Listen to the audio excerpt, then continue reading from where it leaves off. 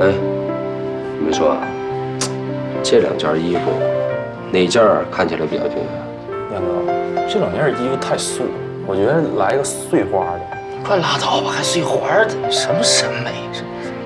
有什么花纹啊？我觉得这一件好看，这个好看，我觉得这个好看。行。咱严哥的衣服都是名牌，你知道吗？那再说了，严哥长这么帅，穿哪件都好看，对吧？是。哎，严哥，没准开庭了，您就一点都不紧张了？紧张什么？没做亏心事儿，我怕什么鬼敲门？对，这头发有点长了，好久没理发。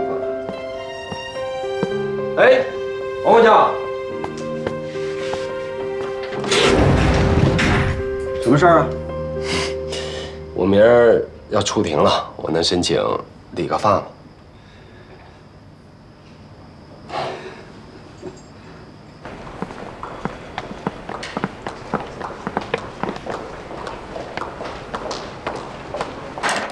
说来说去都只是被动辩护，你们还能说点别的吗？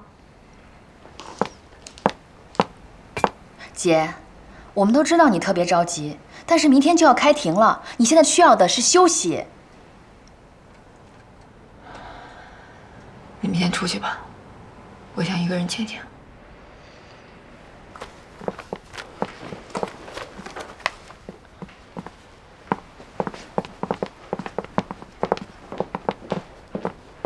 严胜，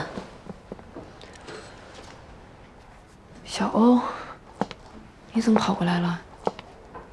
明天就要开庭了，给你打电话有没有接？就想过来看看，吃点东西吧。你别麻烦了，我没胃口。你这几天茶饭不思，休息也不好，明天上庭了，不怕严警看到心疼啊？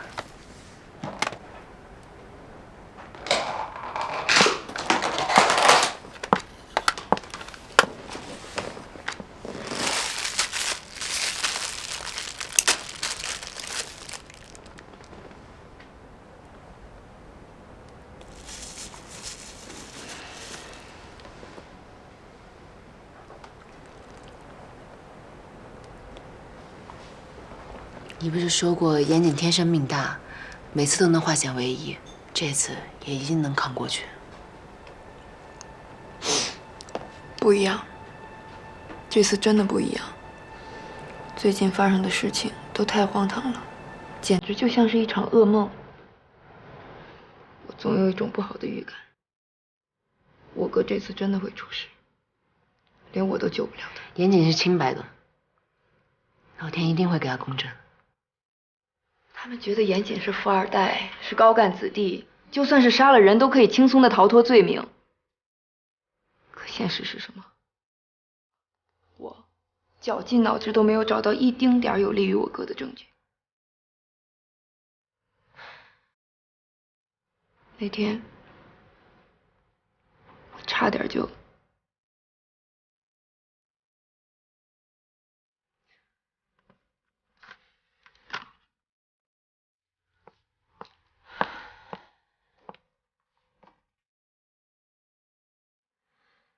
我现在特别后悔那天没有再坚持一下。如果我能说服那个邻居，让他说战宇是活着从我哥家离开的，那我哥就没事了，这案子就打赢了。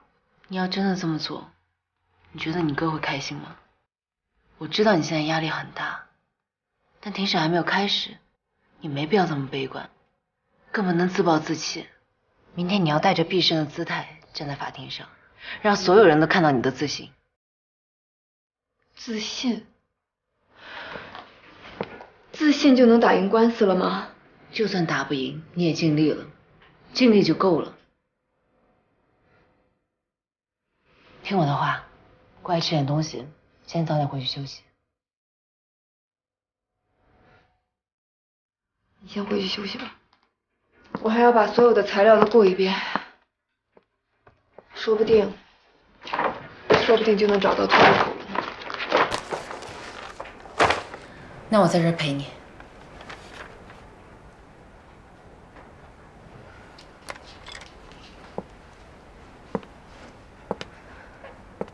先把这碗粥喝了。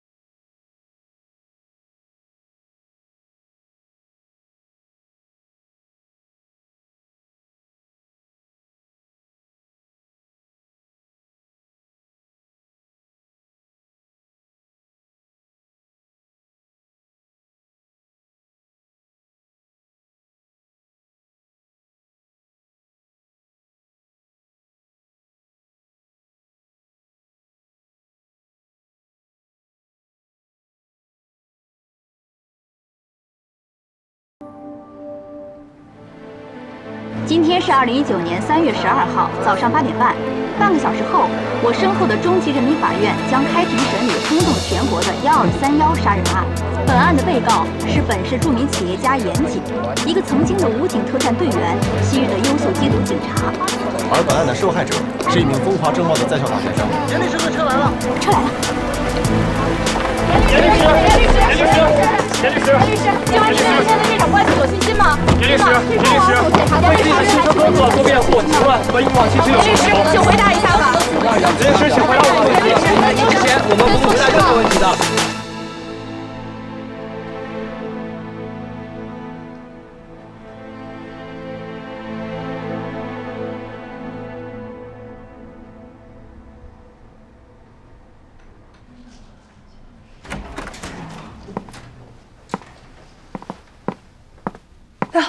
早啊，赵警官。啊，你好。哎，你也是证人呀？哎，你那边什么情况呀？那个红颜祸水是不是今天也会出庭作证啊？哎，证人之间不许交谈。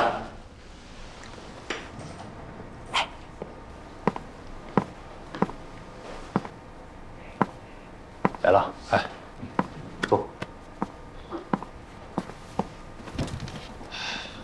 这还有5分钟开庭，证人技巧怎么还不来？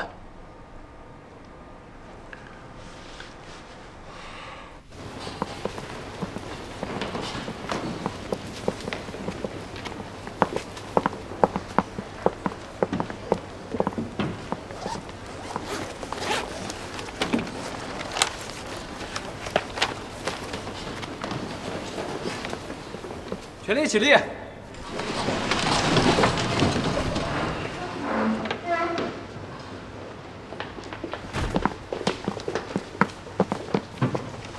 全体请坐。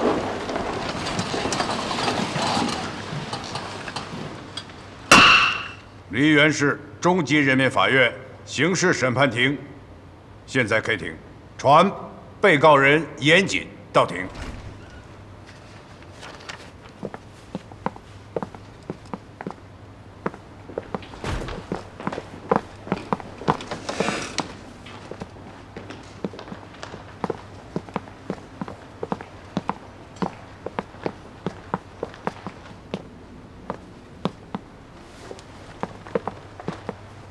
首先进行法庭调查，先由公诉人宣读起诉书。梨园市人民检察院起诉书，离检刑诉2019第54号。经依法审查查明，2018年12月31日21时许，被害人战宇前往梨园市明湖公馆5号楼8002号被告人严谨家中，两人发生激烈争执，被害人战宇中毒后被被告人严谨捂住口鼻，并最终导致死亡。而后，被告人严谨设法避开小区监控，用垃圾桶将被害人运出了明湖公馆，用事先准备好的车辆将被害人战宇运到郊区，于2019年1月1日晚11时左右进行分尸，随后进行了分散抛尸。被告人严谨非法剥夺他人生命，其行为触犯了《中华人民共和国刑法》第232条之规定，涉嫌故意杀人罪。犯罪事实清楚，证据确实充分，应当以故意杀人罪追究刑事责任。梨园市人民检察院检察员王勇、刘颖、毛伟良。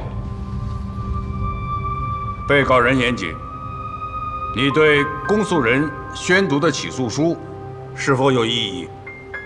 有哪些异议？案发当晚，我确实与被害人有过肢体冲突，但我没有杀害他。我亲眼看到他从我家离开。也就是说，你否认杀害了战宇？是的。你杀了我儿子，你还不承认？自己扔了不顾，我儿子才22岁，我为什么？为什么？肃静！你想不想了？肃静！请被告人坐下。下面由公诉人向被告人进行讯问。庭审时，公诉人提问会要求你只回答是或者不是，即便有些问题过于片面刻薄，你也不能做过多解释，因为过多的解释在审判长看来是狡辩和逃避问题。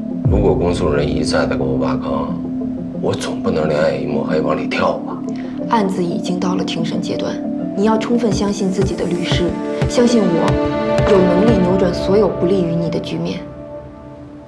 被告人严谨，接下来我会向你核实一些问题，你只需要简单的回答是或者不是，不需要做额外的解释，明白了吗？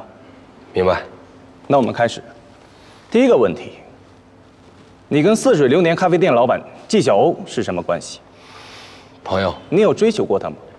有。你们是正式的男女朋友关系吗？不是。你认为死者跟纪晓鸥是什么关系？姐弟关系。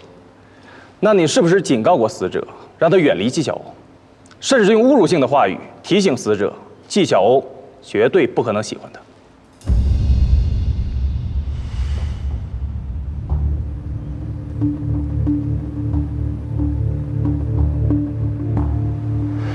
是。审判长，我没有问题了。下面由辩方律师开始询问。你是先认识的死者，还是先认识的纪晓鸥？所谓的认识，相差不到1天，但遇到纪晓鸥在先。你对纪晓鸥是一见钟情吗？算是。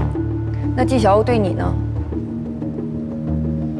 最开始，他并不太喜欢我，对我有很多误解。但后来我用我的真诚感动了他。那你们为什么没有在一起？因为当时我作为警方卧底，调查103贩毒案，为了不让纪晓鸥受到牵连，我是故意远离他。你认为死者喜欢纪晓鸥吗？喜欢。纪晓鸥喜欢死者吗？必然不喜欢，他把死者当成弟弟。那你警告死者远离纪晓鸥，是因为你知道他的毒贩身份，不想让纪晓鸥被他欺骗，是吗？你说我儿子不可能贩毒，我儿子不可能贩毒，不可能！为什么？为什么？不可能！是的。你曾经是缉毒警，破获过很多大案要案，你是不是特别憎恨这些毒贩？是。你亲眼见过 KK 在酒吧街卖毒品，是吗？是。你对死者贩毒行为非常的憎恨，是吗？是。你在对死者非常憎恨的情况下，还去帮助死者的母亲，是吗？战宇他贩毒有错，但他母亲没有错。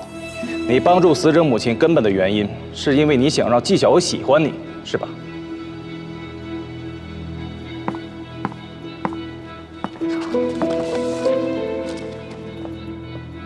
这是被告人严谨在卧底身份未被证实之前接受警方审讯的证词，上面清楚地写着，他是为了追求纪晓鸥，才去死者家中送电视机，以及帮助死者母亲的。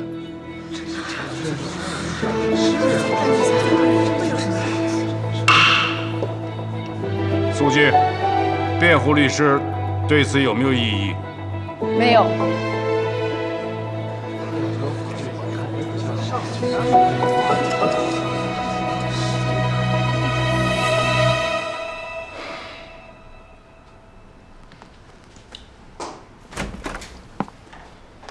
你们现在联系证人纪晓鸥，他的电话现在无人接听。他应该是有什么事儿，肯定会来的。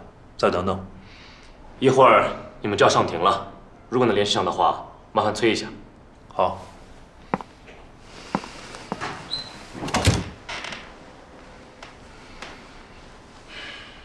对不起，您拨打的用户暂时无法接通。没人接了吗？纪晓鸥不会出什么事儿了吧？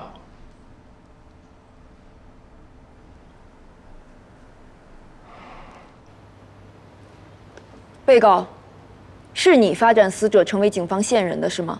是。死者曾经被毒贩刘伟抓起来殴打，是你让人送他去的医院是吗？是。死者被殴打那天是在他背叛你以后吗？是。如果你没有帮助死者，死者有没有可能在当时就存在生命危险？有可能，因为他当时已经被打得内出血，外伤也很严重。如果没能及时送医的话，他很可能会死。这是死者被殴打当天在医院做的医检报告，这份报告可以证明，死者当时受伤严重，的确存在生命危险。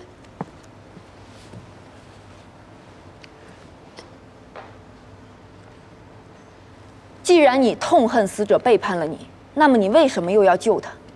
在宇需要接受的是法律的制裁，在法律没有制裁他以前，我作为警方的卧底，有责任也有义务解救的。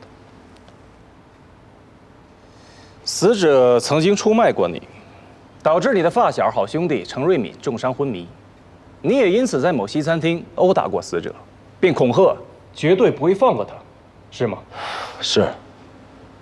但我并不是真的要杀他，那就是一个气话。请播放一下录像。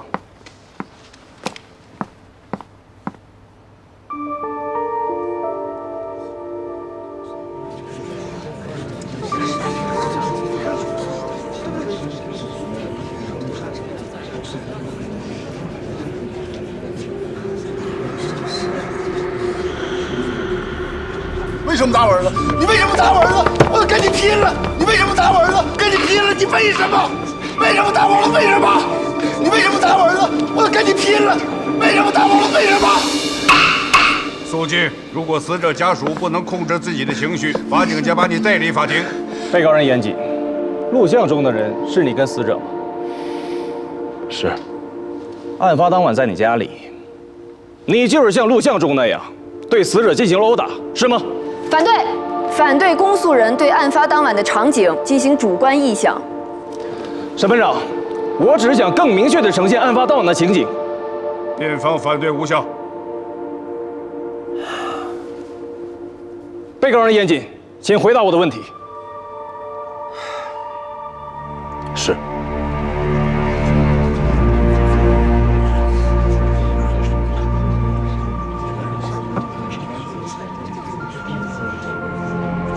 跨年夜当晚，死者是活着离开你家的吗？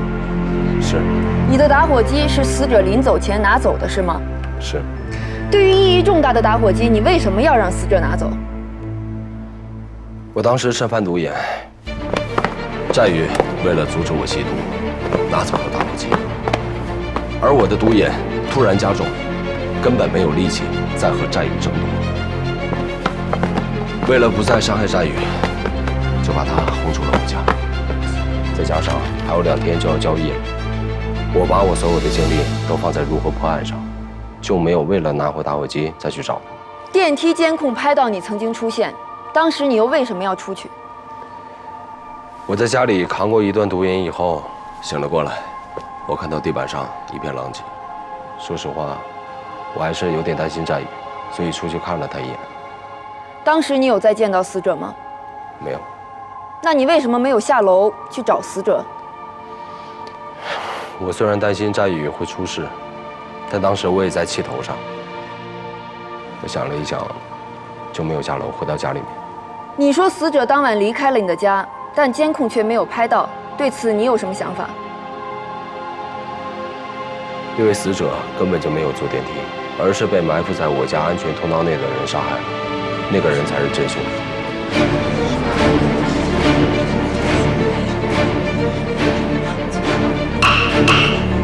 肃静！我猜测，那个真凶本来是要杀我的，战宇的突然出现，破坏了他的整个计划，才不幸遇难。至于死者为什么会出现在我家的安全通道，又是如何被杀并运出小区的，我也想不通。请说出你的怀疑对象。刘伟。最后一个问题，你是什么时候得知被害人战宇遇难的？1月10号，从刑侦支队副支队长赵廷辉那得知的。审判长，我的问题完了。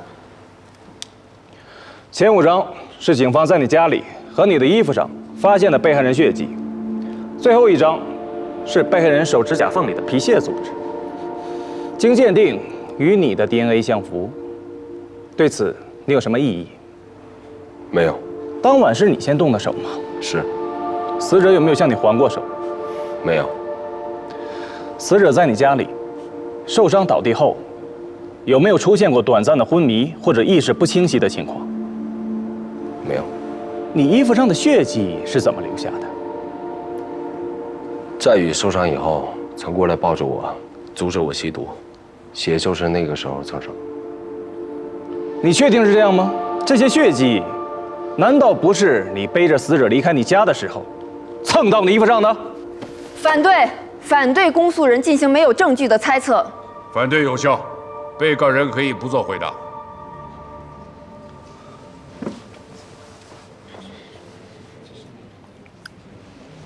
在1月3日，贩毒集团交易之前，除程瑞敏外，只有死者知道你的卧底身份，是吧？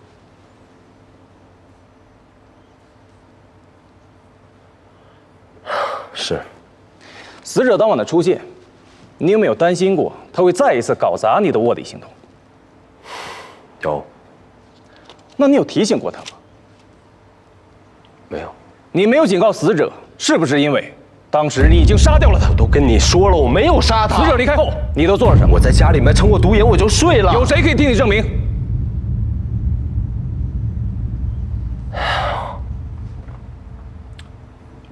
没有人能证明。你对你小区的监控盲区是否清楚？清楚。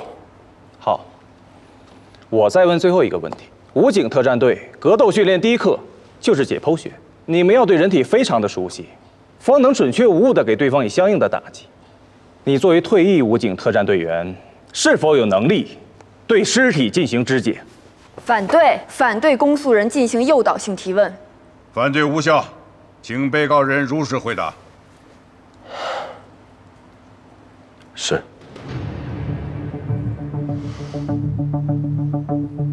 下面进入举证质证环节，请公诉人和辩护人分别对证人进行询问。你和被告是什么关系？发小、战友、兄弟。发展死者为警方线人是你的主意，还是我当事人的主意？最初是严谨的主意，但詹宇一开始也没有真心要跟警方合作，我也曾试图放弃过他，但严谨还是坚持要我给他机会。在严谨担任卧底期间，是否对纪晓欧和战宇之间过于亲密的交往产生过吃醋行为？行为上没有，心理上有。在严谨无法接近纪晓欧的那段时间里，他是嫉妒詹宇，但他不会因为感情受挫而伤害他人。你是否看到被害人走出过嫌疑人的家门？没有。那天晚上，你一共出了几次门？2次。第一次我去敲他的门，警告他们小点声，但我敲了半天门也没人理我。第二次我上去的时候，看见他站在电梯口，然后我就走过去发了2句牢骚。当时被告人是什么状态？神志是否清醒？哎呀，他当时身上的酒气很重，有点站不稳，身子呢又一阵一阵的抽搐，看上去很不正常。哎，我就说了他2句：“你大过节在家打人扰民，我们家倩是怎么着？我跟你说，我给你投诉你，你知道吗？”去，快投诉！一副凶神恶煞的样子。审判长，我没有问题了。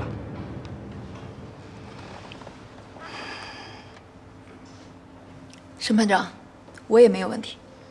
当天你是否听清楚被告人严谨说过要杀掉被害人？听清楚了。他怎么说的？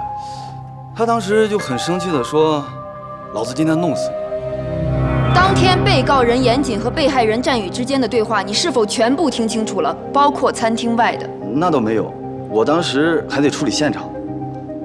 那段餐厅里的打架视频是不是你发布到网上去的？这个不是我怎么能随便放到网上呢？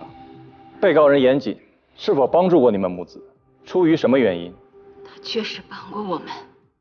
当初我还特别感谢他和纪晓欧，现在我才知道，他这么做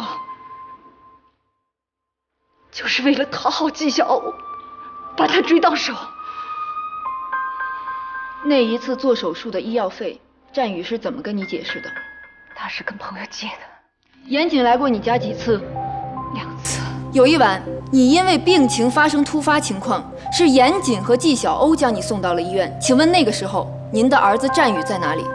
我儿子在学校有事儿，他平时都是在家陪我的。既然你和战宇一直生活在一起，但你却不知道他确凿的毒贩身份，你又是为何对只见过2面并且一直在帮助你的我当事人严谨产生如此负面的印象？我想再次提醒审判长，证人的证词存在不可信的主观判断因素。我儿子封建毒贩！我儿子不是毒贩，我儿子没有贩毒，没有贩毒！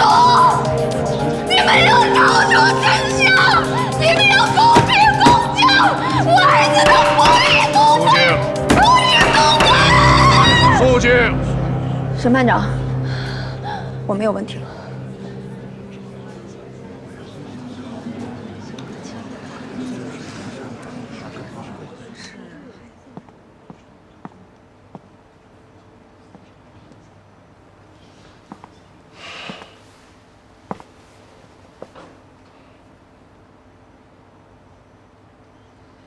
请问赵警官，你和纪晓欧是什么关系？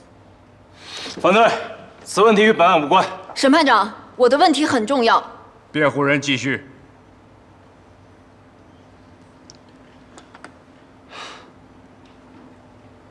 她是我前女友，你和纪晓欧分手多久2年多了。据我所知，赵警官目前还没有女友，是不是因为心里还放不下纪晓欧，因此对被告人严谨有一定的主观情绪？辩护人，请不要问与本案无关的问题。请问到开庭为止，分尸工具和分尸现场是否找到？目前还没有。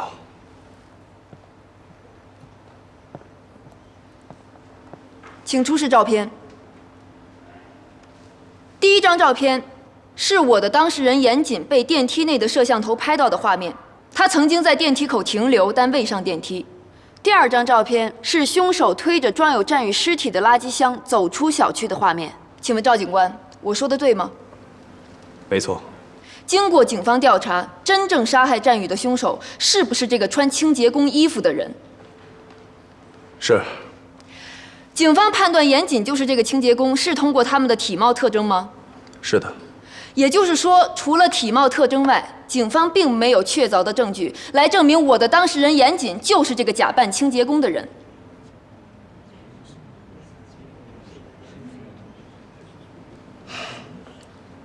是的。谢谢，审判长，我暂时没有问题了。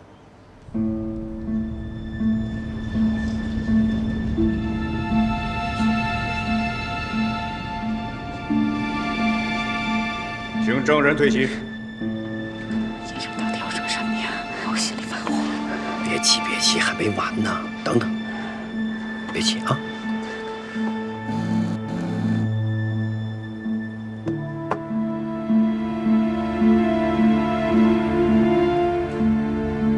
辩护人，证人纪晓欧还没有到庭，他是否还会出庭作证？审判长，证人纪晓欧正在赶往法庭的路上，他将会带来一份对本案非常重要的证据，所以请求法庭暂时休庭，等证人到庭后再开庭。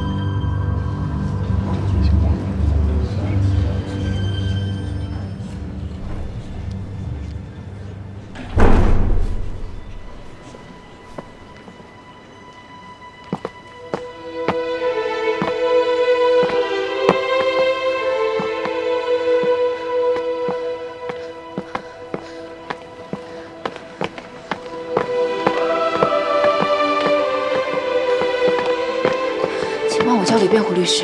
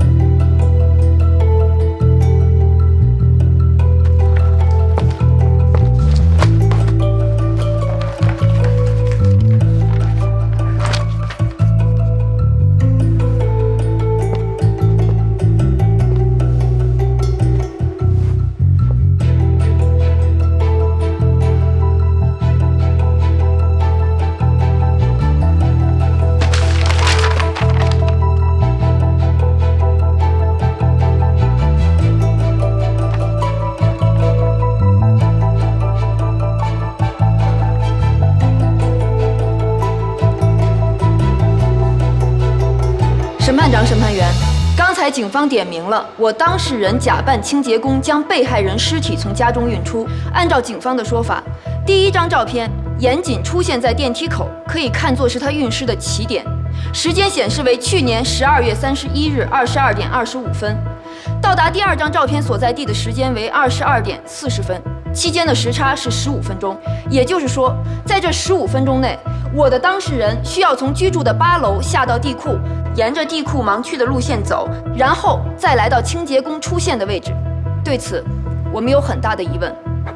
大家不要忘记，我的当事人当时有毒瘾在身，并且当晚没有吸食过毒品。在体力和意志力都很薄弱的情况下，他能否在这短短的15分钟内，从居住的8楼来到清洁工被拍摄到的位置？对此，我们特意做了一个实验。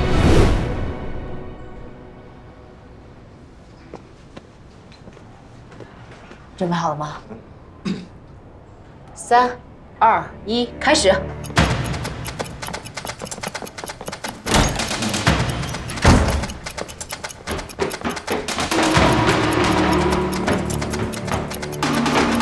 因为时间有限，我们找了一个身形和体能都跟严谨相似的人来协助我们做实验，也就是画面中的男士冯卫星。冯卫星背着战宇同等体重的沙袋，从8楼走到负1层，总共需要4分13秒。到达地库后，冯卫星将沙袋装进垃圾桶，换上清洁工的衣服和鞋子，需要3分20秒。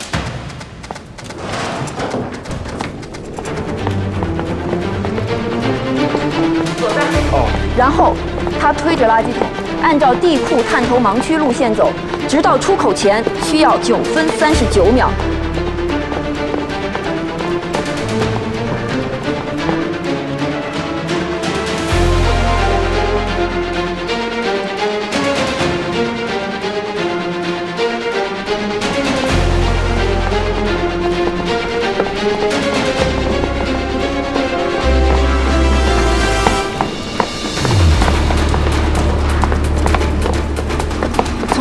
出口，再走到清洁工被拍摄到的路灯位置，又花费了60秒。怎么样？为了保证实验数据的真实有效性，我们一共进行了5次条件相同的试验，算取了平均值。黄大帮，我们再来一遍。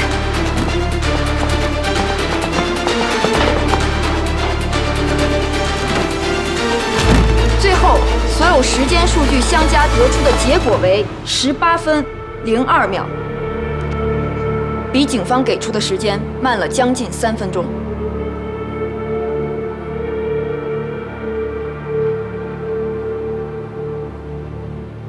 也许有人认为这3分钟并不足以说明什么，但我想说的是，这位测试者也曾经做过缉毒警，受过专业的训练，而且他本人常年坚持跑步，在体能和敏捷度上都远远强于严谨，他只会比严谨更快。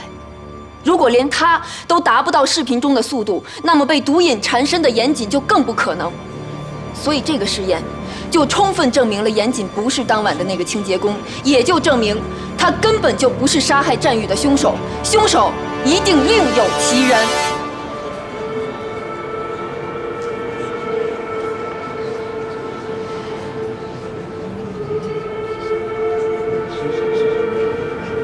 审判长，新证据提交完毕。相比于公诉方提供的主观人证，我相信这份物证可以更好地为我的当事人证明清白。证人纪晓欧已经到庭，公诉人、辩护人，你们对证人有什么问题要问？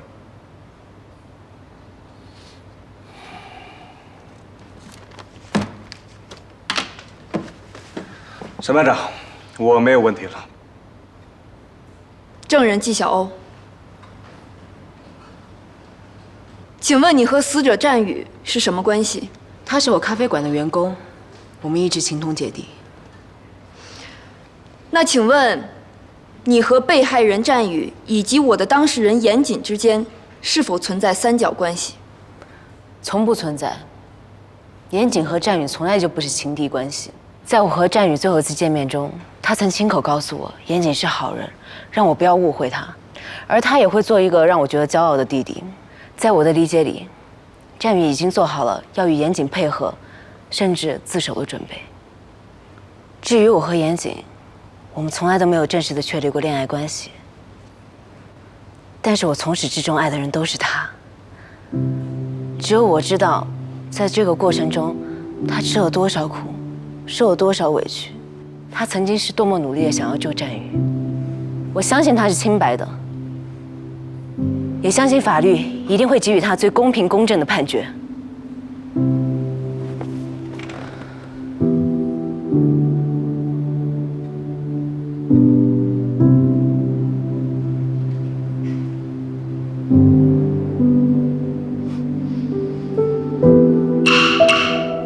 全体起立。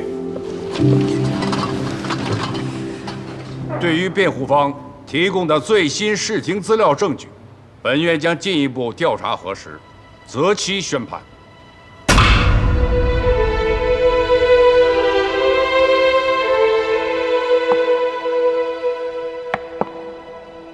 根据辩护方提供的视听资料证据，本院找到了一名现役武警特种兵，进行了反复多次的试验，结论一致，本院予以采纳。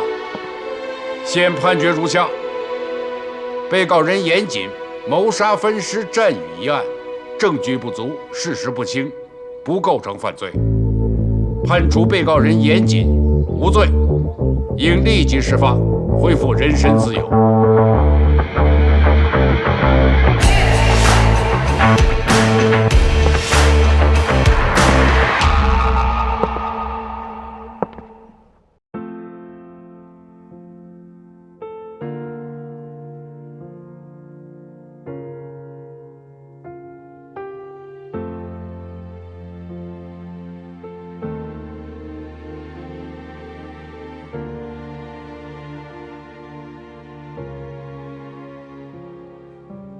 思念是一种很玄的东西，如影随形，无声又无息，出没在心里，转眼吞没我在寂寞里，我无力抗拒，特别是夜里。想你到无法呼吸，恨不能立即朝你狂奔去，大声地告诉你，